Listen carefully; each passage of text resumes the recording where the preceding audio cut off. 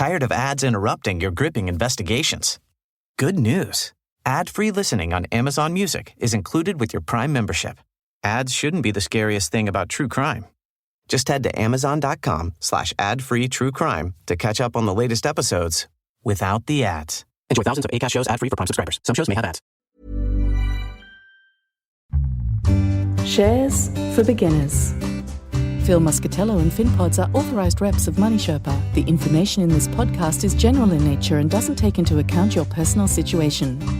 We had a Treasury Secretary babbling in front of cameras, stammering, literally saying, we might cover this, we might not, it depends where the money is. To this day, nobody knows what is and isn't covered above $250,000. This is no way to run a banking system. It's no way to run an economy.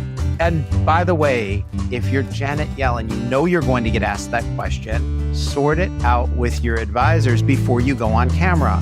G'day and welcome back to Shares for Beginners. I'm Phil Muscatello. Bank failures, bank regulator failures, and the repeat of every failure we saw 15 years ago sparking the GFC. It's a litany of failures that we're exploring today as we welcome back Gary Brode from Deep Knowledge Investing. Hi, Gary.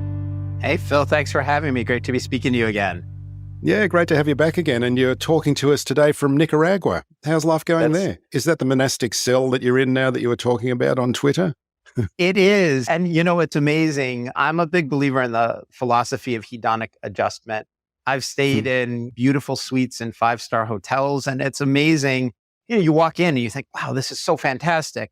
And, 3 hours later, you stop noticing.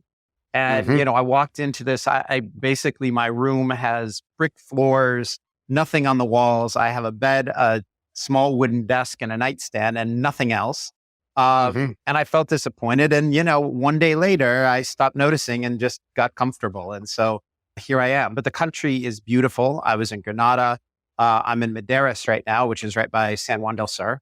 And it's a beautiful country. The beaches here are spectacular. And I found the Nicaraguan people to be very nice, very welcoming. It's just been a terrific experience so far. Yeah, no, sounds very nice. So let's get back to celebrating failure. What is it still a bank? What, Silicon Valley Bankcorp is the official name, isn't it? Does it still exist? No, it was taken into receivership by the FDIC. Basically, the bank, it was the 16th largest bank in the United States, and it was shut down by the government before it failed on its own. So it was going to fail either way, and the government took it into receivership.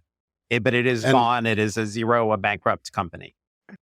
And I just should say, and I wanted to preface this episode, is that this is about the banking collapses and the bank failures that have been happening over the last few weeks. And while this podcast didn't cover it as it was happening, I think it's good to go back and have a little bit of hindsight, a little bit of perspective to see what actually went wrong, especially now that the markets seem to have stabilized. So, just tell us a little bit of the story and the background of it, please. Sure. So Silicon Valley Bankcorp, and by the way, I will tell you, Deep Knowledge Investing, we had our own interaction with the bank. Okay. Yeah, we had our own near miss with them. But it was the 16th largest bank in the country. They were headquartered in San Francisco, and they were the preferred banker to many of the venture capital tech firms. They had thousands of startup firms that they were the bank for. And, that was great when times were good. And I had a situation a couple of years ago when somebody who was working for me came to me and they pitched Silicon Valley Bankcorp. And the pitch was, okay, so you have a regular bank, but because they've done all of this financing for these tech firms, sometimes they would get small pieces of equity in the firms. And so they basically had their own venture capital fund. And there was the sense that, you're buying the bank and you get the venture capital fund for free and, all these lottery tickets, and they could be worth a fortune. And, wouldn't you want to invest in the next Facebook? And I looked at this thing and realized, one, the bank was not cheap. It was expensive. It was expensive because people knew you had this venture capital portfolio. And then I remember saying to this very smart person who was working for me, but how do you know what the value of these venture capital firms are? Like the bank marks it on the books, but that doesn't mean you're going to realize that value. These are private companies. There's no mark to market. We have no idea what the bank's accounting standards are. This was 2 years ago that I said this. And, the stock was hundreds of dollars at a time, and it's since gone to zero. Now, for a different reason, it wasn't the venture capital portfolio that failed. But the point is, there was always a question about, in my mind at least, about the accounting at this particular place. So it's interesting, though. It's got that kind of glamour of having the name Silicon Valley in the bank, and I'm sure that would attract a few moths to the flame.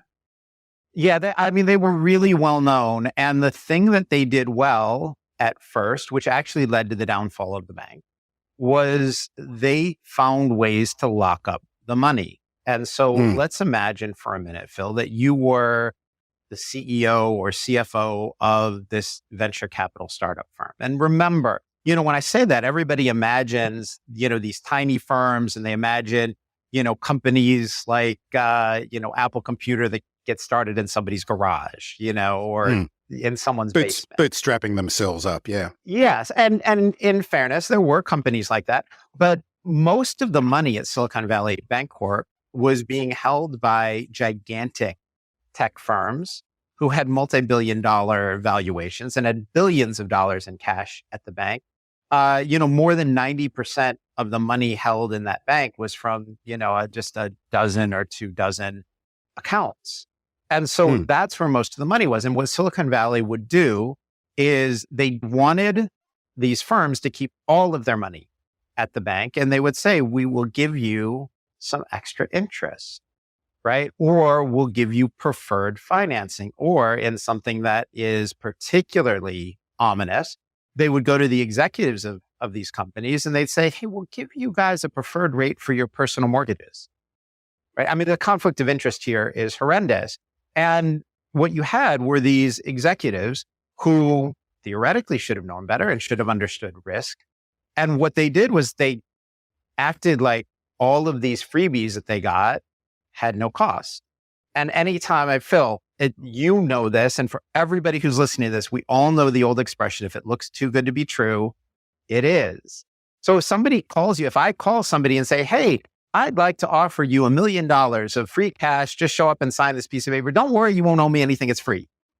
Don't sign the paper, right? And so what Silicon Valley did that was smart until it wasn't, was they would offer not only the VC firms, but the executives of those firms, all of these freebies, all of these extras in order to keep 100% of their business. And, if you get this great offer where somebody's saying, we're going to give you extras, freebies, it's going to be great. We'll even give you something personally under the table. You won't have to report it, right? That there's risk associated with that. And these people all acted like they had no way to know that. And, if you're listening to this podcast, you're not expected to be an attorney or a bank executive, but if you're the CFO of a multi-billion-dollar firm with billions of dollars in the bank, you know about this stuff. You understand this. Nothing is offered to you for free.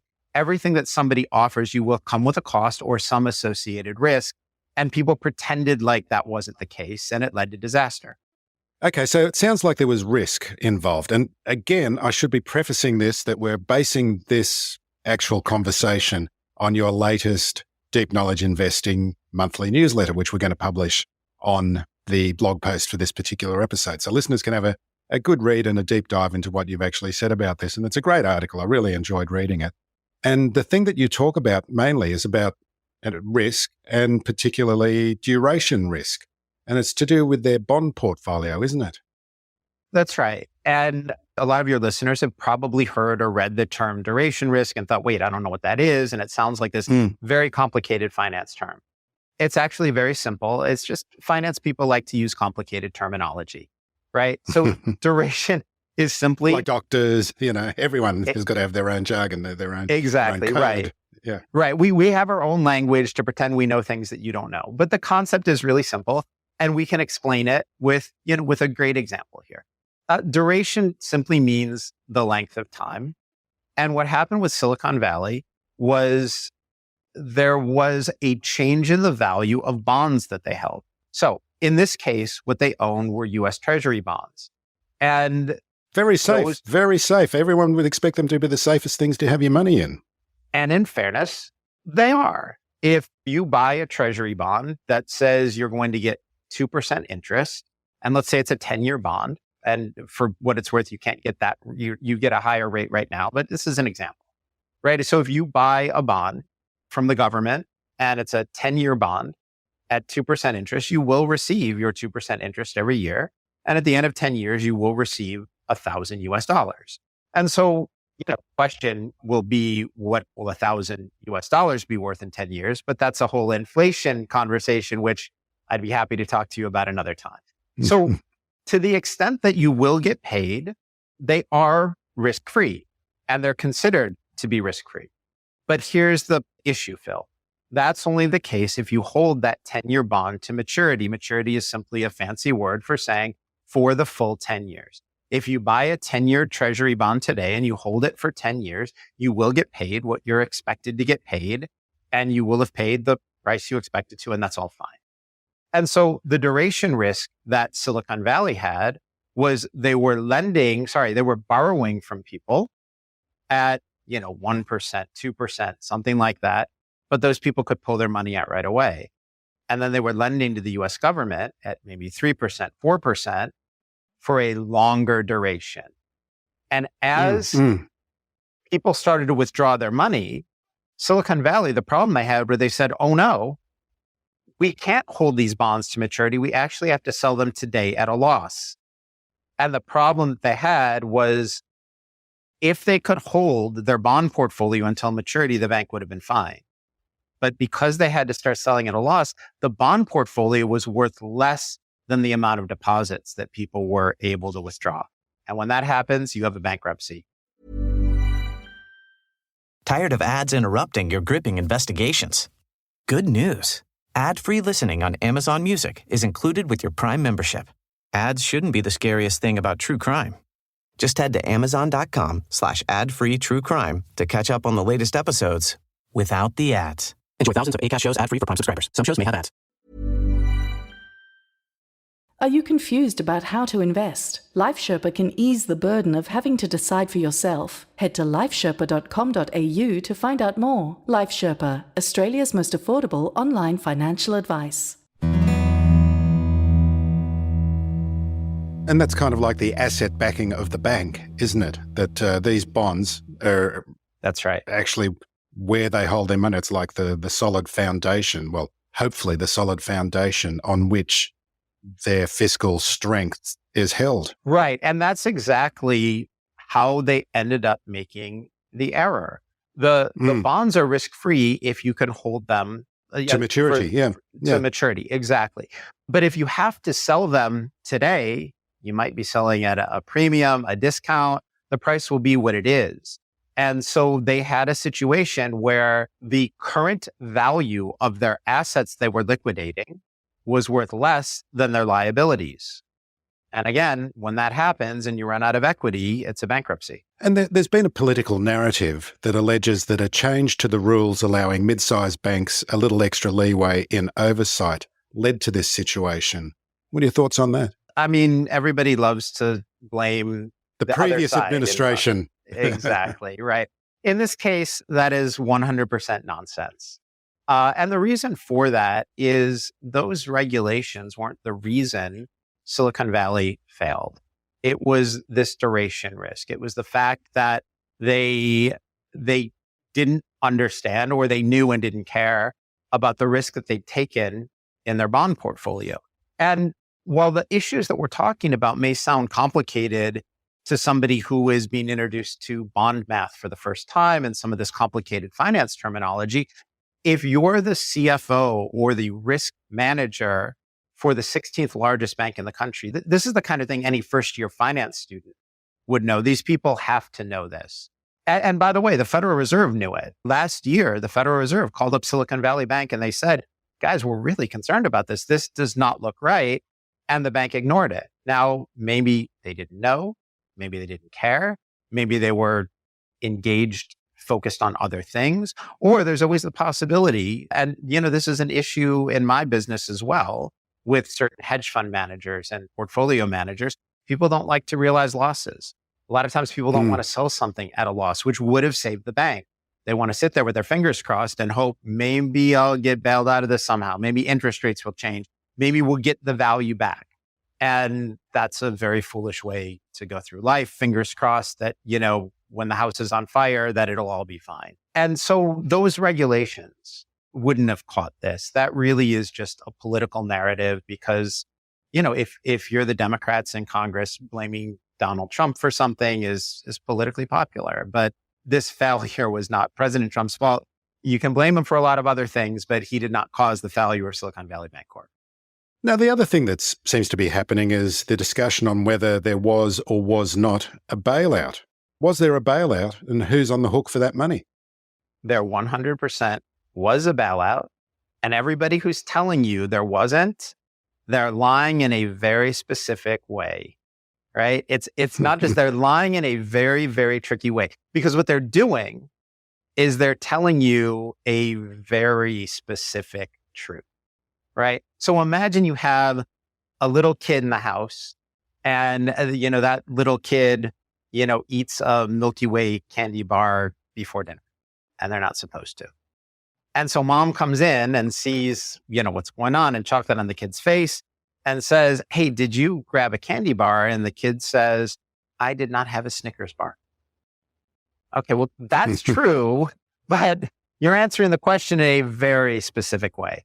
And so when government officials tell you that there was no bailout, here's what they're actually saying, right? They're not addressing the bailout. They're saying that shareholders weren't bailed out. Executives weren't bailed out. Okay, let's tell the whole truth here, Phil. That is 100% true. It's correct. The equity holders, the people who own stock in SIVB, Silicon Valley Bankcorp, they got zero. They got zeroed out. They were not rescued. The executives of the company, along with all the employees of the company, were fired. They all lost their jobs. And so they say, see, there was accountability. Okay, but there was a bailout because there were billions of dollars in uninsured deposits that were somehow made whole. And to make things even worse, these firms were gigantic political donors. Now, listen, again, if you're listening to this, I don't care if you're a Democrat, a Republican, a Libertarian, a liberal, whoever you are, that's fine. That's none of my business, right? My job as a finance person is just to look for the truth in it and leave my own opinions out of it. But, what happened here was these firms were gigantic donors to the Democratic Party, and it was Democratic Party officials who said, okay, well, they're not insured, but we're going to make them whole anyway. And again, let's go back to the beginning of this conversation. These people took on massive risk, right? And so for anybody in the United States who's ever opened up a bank account or walked into a bank, take a look at how many times you see the sign and the lettering that says FDIC insured $250,000. That's the Federal Deposit Insurance Corporation limit.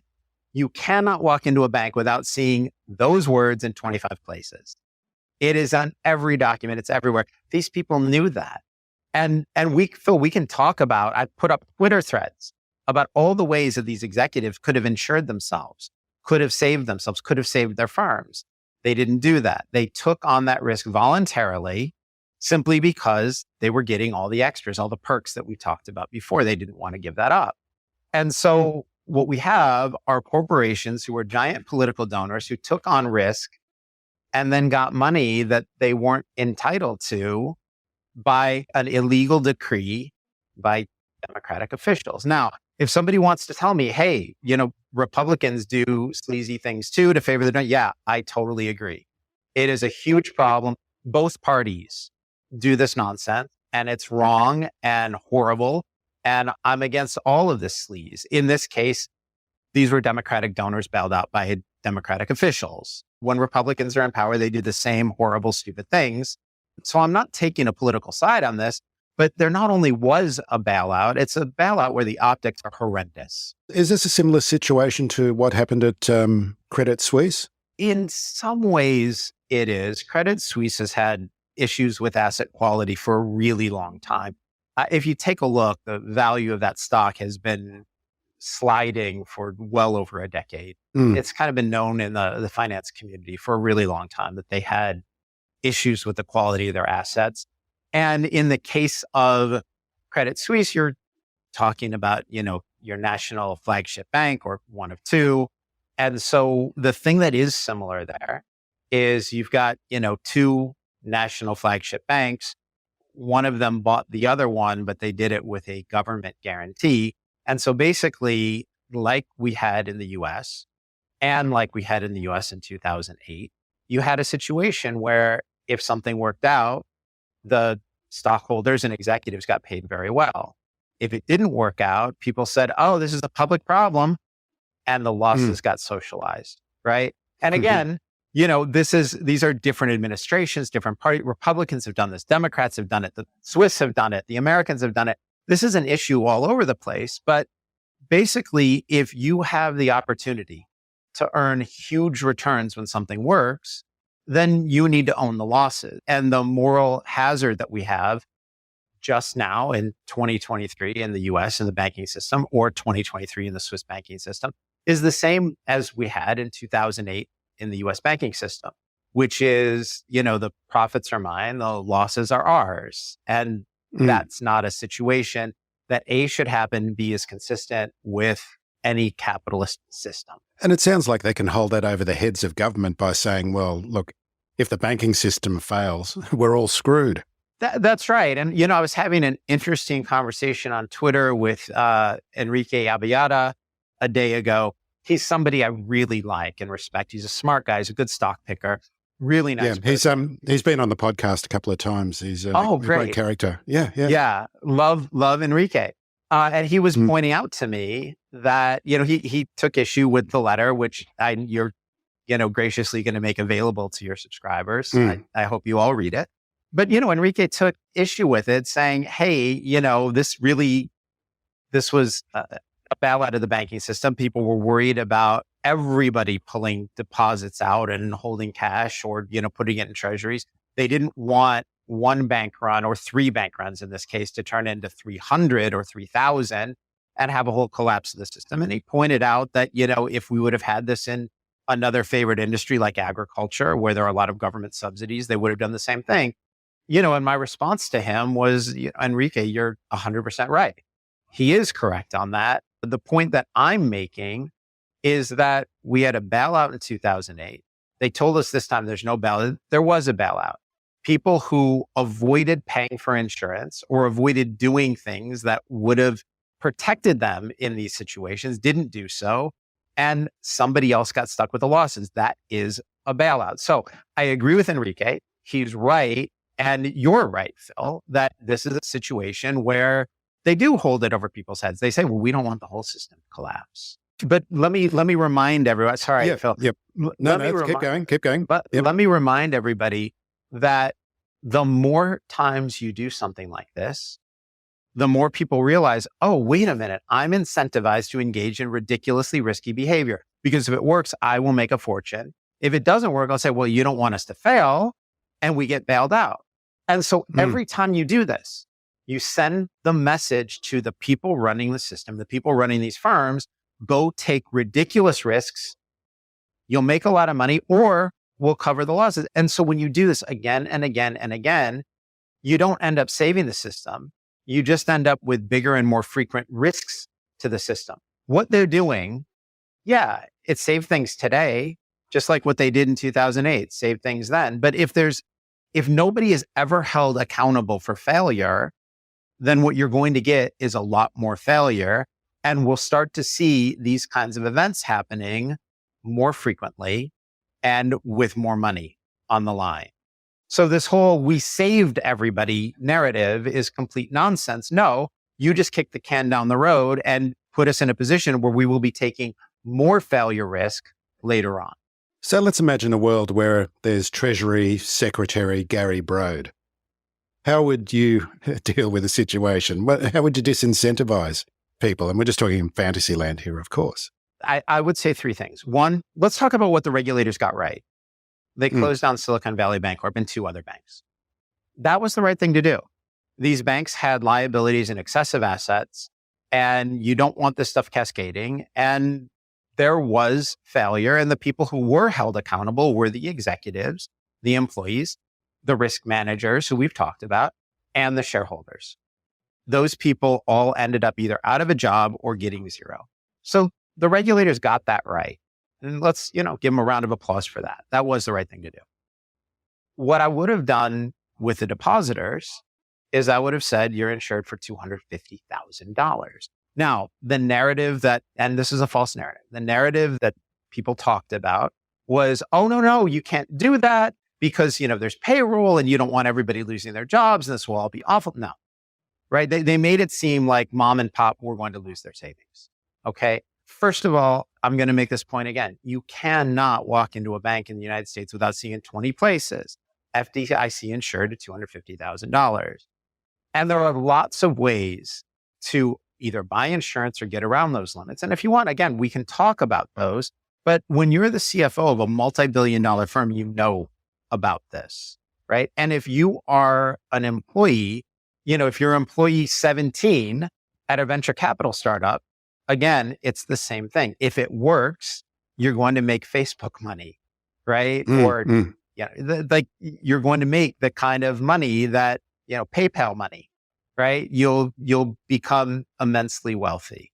Well, the other side of that is if you work for a startup firm without much or any revenue and no free cash flow, and your fingers crossed will get bought out for hundreds of billions of dollars, years in the future, then you're taking that risk. And yeah, you could make Facebook money or PayPal money or something like that. But if it doesn't work, that's the risk that you take, right? Everybody has to be held accountable. And if you work for one of these firms and you want the upside, that lottery ticket of immense tech riches, then you need to take the risk of failure, including these CFOs who knew what they were doing.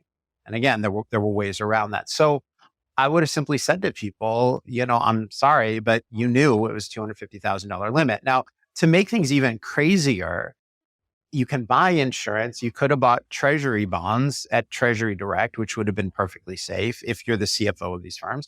Or what they could have done is they could have placed their money with multiple institutions, and there are programs to do that will manage it for you. I called somebody at a bank, and within less than 10 minutes, he told me, yeah, we can cover $125 million in one account, FDIC insured. I called a client of mine.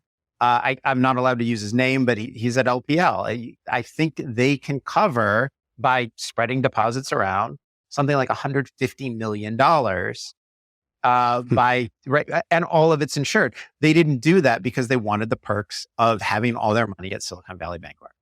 So this narrative that mom and pop were going to lose their savings and it wasn't fair is complete nonsense. These were large firms with risk managers who took risk and were never held accountable. And then the third thing that I would have done, had I been Treasury Secretary, would have been to be clear on who was and wasn't covered. And the current Treasury Secretary, Janet Yellen, made a mess of the whole situation. And she has this horrible deer in the headlights look when she's asked about this. And basically, was saying, well, we might cover your deposits. We might not. If you're at a systematically important bank, if your deposits are at a big bank, we might cover it. We probably would. If you're at a small bank, we might not. And there's all of this uncertainty. And for anyone who's listening to this, one, the market needs clarity. Two, if you have money in the bank, shouldn't you know if you're insured or not? Shouldn't you know at what limit you're insured? Shouldn't bank executives and executives of companies and mom and pop and everybody listening to this who has money in the bank, shouldn't you know what is and isn't covered?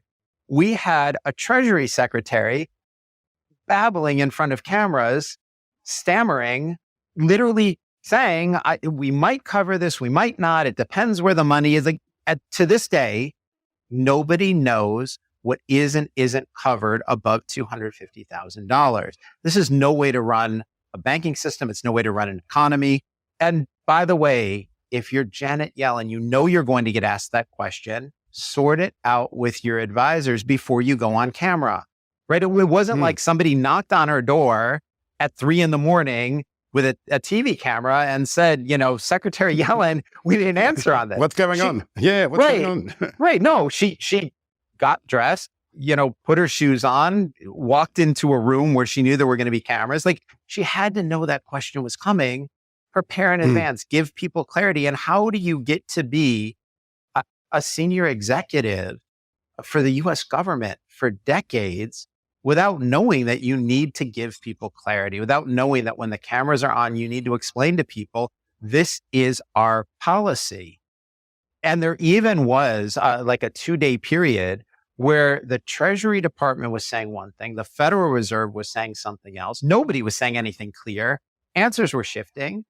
And, listen, if you want to cover everything, I will disagree with that decision, but then people should know this is what we're on the hook for. And so if a bank goes under and they say, okay, you're covered and your insurance company doesn't have the money to cover it, that's a scam.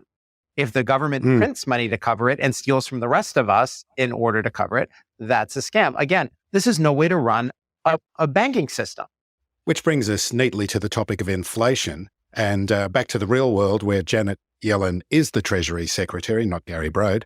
And why do you call Janet Yellen the Marie Antoinette of our inflation? Well, first, Phil, that's a hilarious line, but let's give credit. That one comes from Lax Ganapathy from Unicus Research. Lax is a phenomenal researcher, really smart person. She has a great sense of humor. The best thing I can tell you about her is she is subversive. When you talk to her, you think she's going in one direction and she gets you teed up, but when she delivers, it's not going where you think it is. And so she was the one who coined the line. We always give her credit when we use it. But the reason it's a phenomenal line is because Janet Yellen was saying her biggest regret in her previous role was that we didn't get more inflation. Again, for everybody listening to this, how does it help you if things cost more? If the loaf of bread that costs you $2, you go to the store next year and it costs you $2.20 or $2.50, how does that make your life better? Higher prices do not improve your life. And, if anybody wants to raise their hand and say, no, I want higher prices, I want to pay more, send me an email. I can't wait to hear from you because that will be a great interaction. Or, call Phil. You should be the next guest on the show. So to go from back to a little history, Marie Antoinette, the wife of Louis XVI of France, when she heard the peasants were revolting because they didn't have bread, they didn't have food, her answer was, let them eat cake. She refused to see the problem and acted like their suffering, was so irrelevant that, well, if you don't have bread, you might as well eat cake, right? If you don't have a shack to live in, go live in a mansion, right? If your car doesn't work, well, get a yacht and sail there. And it's a ridiculous way to behave. And it's a ridiculous way to talk about something that makes people's lives worse. And so when Locke says she's the Marie Antoinette of our inflation, when you have a Treasury Secretary saying we need more inflation, and my regret is not creating more inflation, it is incredibly insensitive. It's foolish. It's stupid. It's bad policy and bad politics. Okay, Gary. Well, thanks very much for joining me to explain this. And like I said, we're going to be linking your blog post, or actually we'll publish your blog post in this blog post for this episode so people can see the full story behind it. But Gary, as always, enjoy Nicaragua and great to talk to you again. Thanks, Phil. It's been a pleasure. I appreciate it. Thanks for listening to Shares for Beginners. You can find more at sharesforbeginners.com. If you enjoy listening, please take a moment to rate or review in your podcast player, or tell a friend who might want to learn more about investing for their future.